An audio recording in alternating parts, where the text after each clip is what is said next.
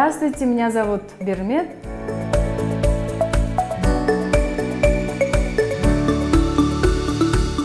Очередь пришла вообще через полгода.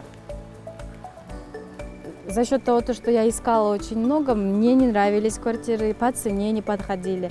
Поэтому мне пришлось все время пропускать свою очередь. И за счет, я беру в счет и пандемию. Мы сидели 3 месяца.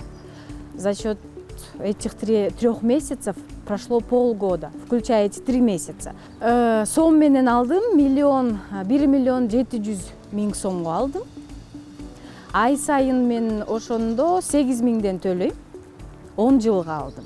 Үй мага аябай жакты. Ушу келечек кооперативный рахматымды айтып кетет элем. Бул негизи аябай коркунучтуу нерсе да. Всякий рискует, боится, потому что в нашей практике в жизни, да, мало кто встречается с таким.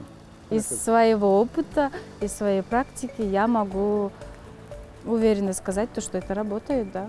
Келип коркпой, күткүлө, келечекке келгиле, коркпой, очередиңерди, ждите своей очереди, это будет, это работает. Как бы, вот я из своего опыта говорю.